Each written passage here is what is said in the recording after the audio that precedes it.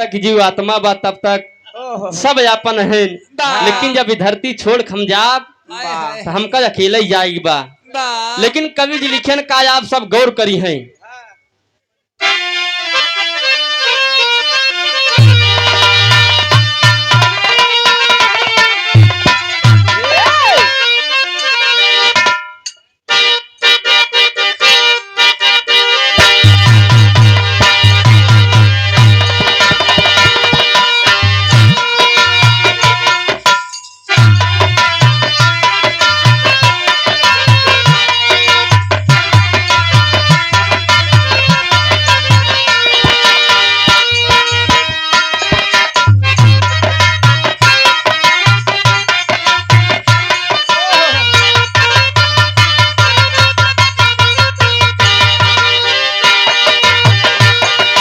आत्मा रूपी दुल्हन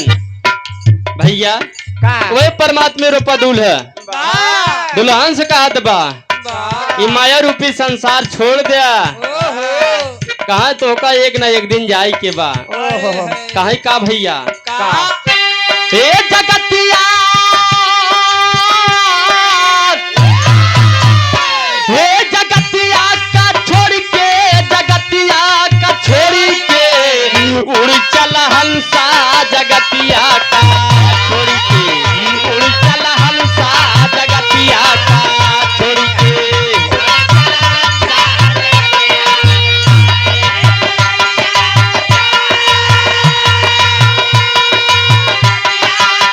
जगतिया का छोड़ के उड़ चल हंसा जगतिया का छोड़ के उड़ चल हंसा जगतिया का उड़ चला हंसा जगतिया के छोड़ के। लेकिन कवि जी पहले अंतरा में लिखन का भैया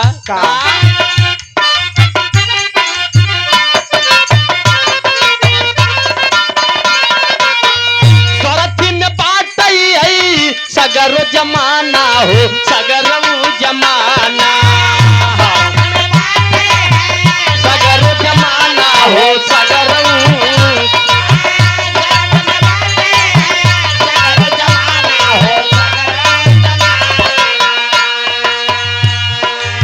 दुनिया में बड़का भैया स्वार्थी लोग बाटे। कवि जी ही बिना लिखन का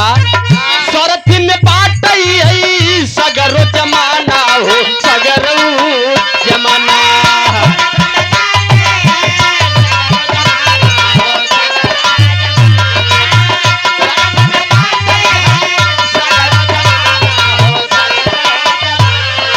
के भुलाई समझे अपन समझ बेगाना हो समझ बेगाना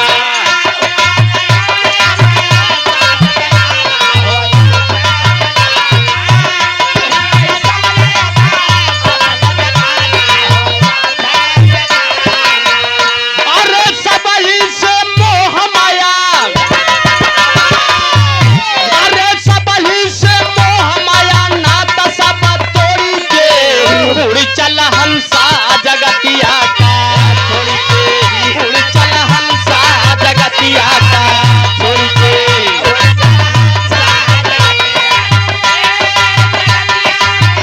वाह भैया वाह उड़ चल हंसा जगतिया का वाह भैया वाह सबही से मोह माया नाता सब तोड़ के जब तक धरती पा सब अपन है ये बड़का भैया ये प्राण निकले के बाद नात बाद घर के लोग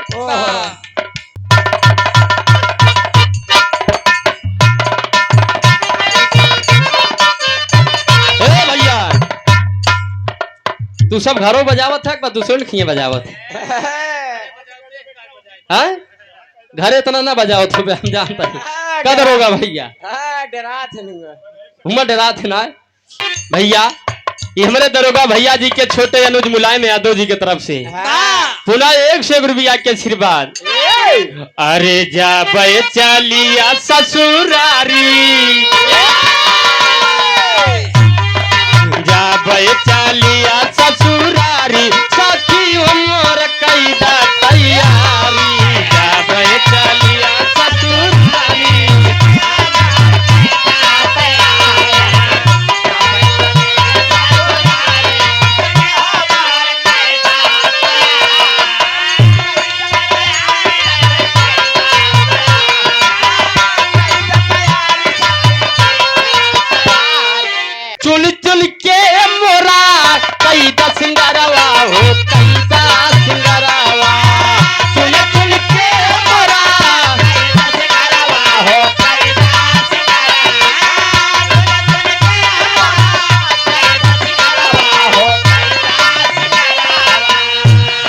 मंगिया में से दूरा सवारी, अरे मंगिया में से दूरा सवारी, सखी हो मोर कैदा तैयारी, मंगिया में से दूरा सवारी।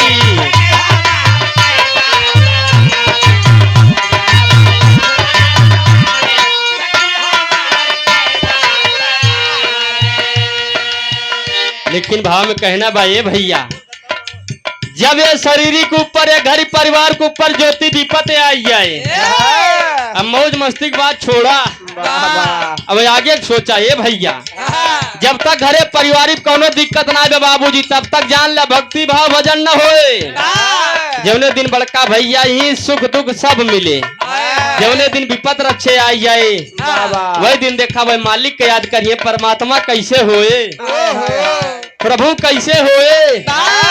मालिक गजब कई देन। हे भैया यही बिना आदत दहवा, दुख में सुमिरन सब करें, सुख में करें न कोई,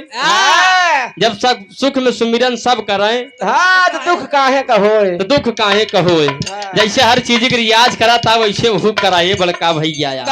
कहना का बजाइए देर से पार हवा भैया। द्वारिका प्रसाद पड़ुआ से पाल बाबूजी के तरफ से, जौनपुर की पावन माटी से, ज्योति तोहरे इलाका का मनैया, हाँ जौनपुर से 21 रुपया मैं काका 21 से 25 हो गया, लेकिन 19 दिन हो आया। बाबूजी के बार बार प्रणाम बा, लेकिन कहला का बा भैया,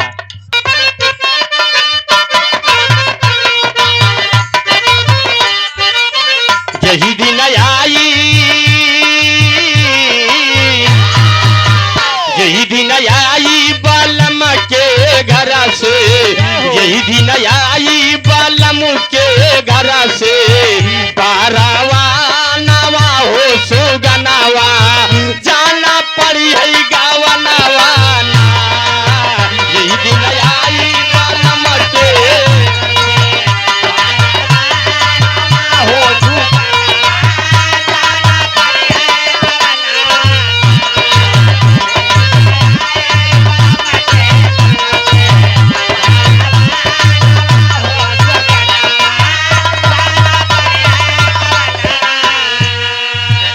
प्रसाद यादव जी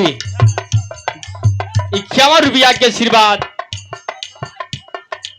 हमारे शीतला प्रसाद बाबूजी के छोटे भाई की तरफ से 51 रुपया मालिक सुखी रखे। हे भैया 9 महीना लड़कियां माई के पेटे मोलटा रहा थे, कई महीना 9 महीना ज्योति लड़कियां माई के पेटे मोलटा रहा थे। हाथ जोड़ के वे मालिक वे परमात्मा से, प्रभु जल्दी हमका बहरे कराम, तोहार भजन करब, ये धरती पे आए के बाद आपके भक्ति भाव भजन कराम। धीरे धीरे उस समय आई गया तो मालिक सोचन लड़कियां जाए धरती पे, तो मालिक वो लड़कियां का हीरा तन जैसा शरीर दे के भेज देन ये माया रूपी संसार में। जब हीरा तन जैसा शरीर दे देन तो होत का बा भैया,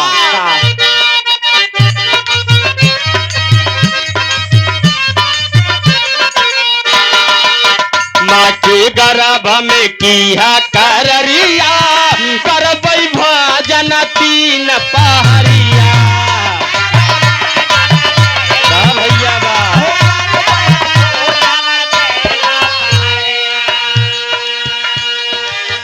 द्वारिका प्रसाद पाल जी पड़ुआ जौनपुर से बाबू की तरफ से 11 रुपया का आशीर्वाद, मालिक सुखी रखें। हीरा भैया माँ के गर्भ में किया कररिया, करबै भजन 3 पहरिया।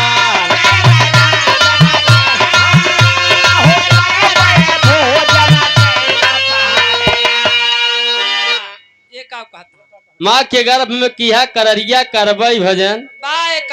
कहता करबै भोजन 3 दोपहरिया। हम कहते तू 5 दाता भाई बना हुआ। हाँ भैया माया मोह में फंसी के डगमगे, माया मोह में फंसी के मांगे भाई मानवा हो सुगनावा जाना पड़ी है गावनावा ना माया मोह में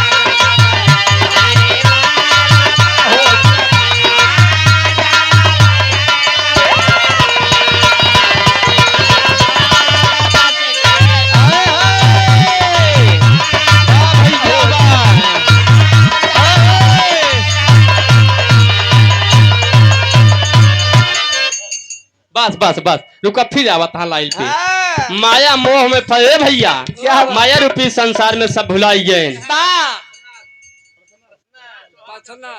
पर्सनल भैया तोहार दुजने काई बा तोहार दुजने काई के बा हाँ भैया अबा मालिक हीरा तन जैसा शरीर दे देहन तो उनका 5 जने घेर लेहन नहीं 5 जने घेर लेहन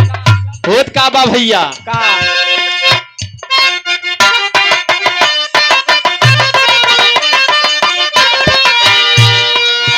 दुख में पड़ल सब ही राम के पुकारे हो राम के पुकारे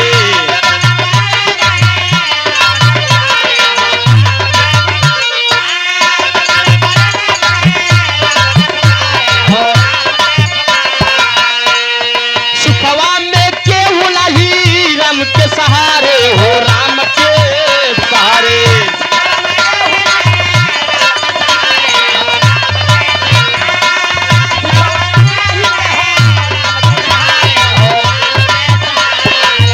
अरे राम के भरोसे चला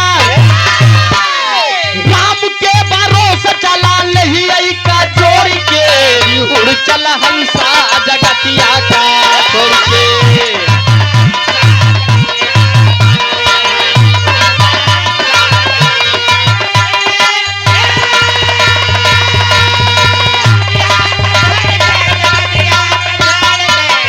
उड़ चल हंसा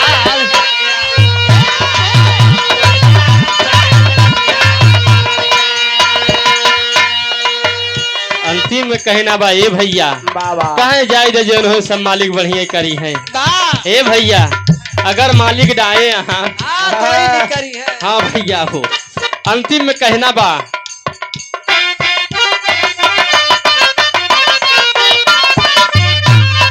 देहिया पे काहे बा इतना गुमनवा हो इतना गुमनवा